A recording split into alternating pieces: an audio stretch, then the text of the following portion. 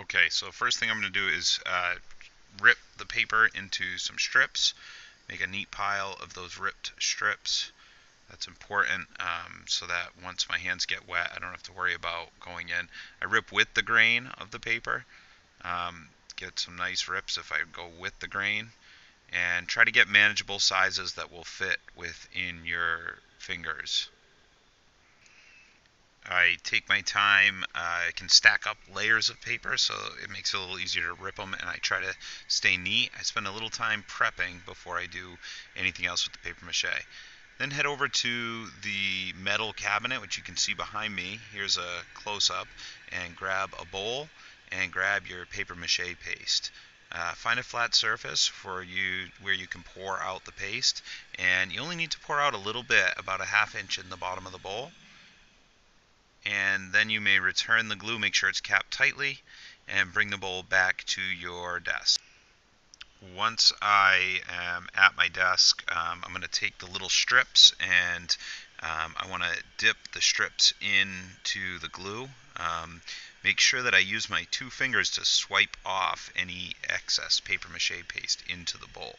I want to work with small pieces because my armature is pretty small.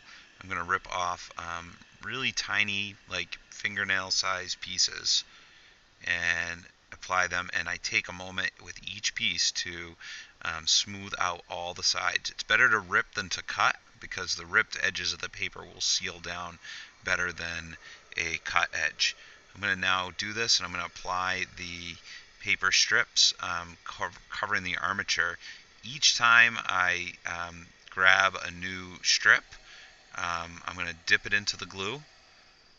As you can see here, I'm going to swipe all the glue off a couple of times, make sure the paper is totally saturated, and then I'm going to rip off little pieces of that wet paper, and I'm going to apply it to my my armature.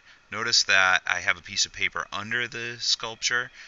That's important because it keeps my desk clean. It'll save me a little bit on cleanup. Notice I'm using small pieces, and I'm making sure that with each piece I apply it overlapping the piece before it, and I take my time and smooth down each piece with my hands. If you take your time, you'll end up with some quality work. Here my piece is almost finished. I've gone through, I've done one layer, I've covered the entire piece with one layer. You're actually going to complete 3 entire layers with newspaper, and then you're going to complete a 4th layer with the white paper.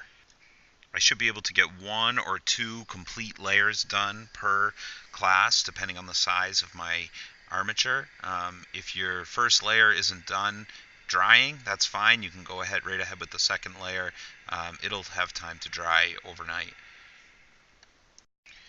Here's a close-up of how I dip and smooth out the paper mache paste. So I push it in, and I make sure that I take my fingers and I wipe all of it off. And you'll notice the paper will feel wet, but it won't be dripping. So sometimes I'll fold them up and put them aside while I work, but do one piece at a time.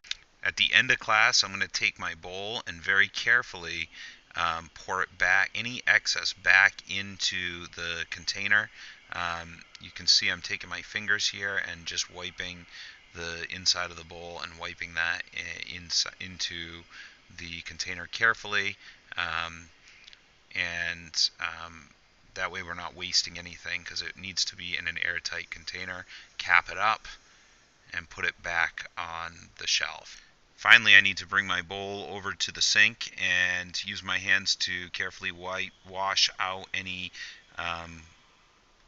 paper mache glue that's still in the bowl, dry the bowl out, and then put that back.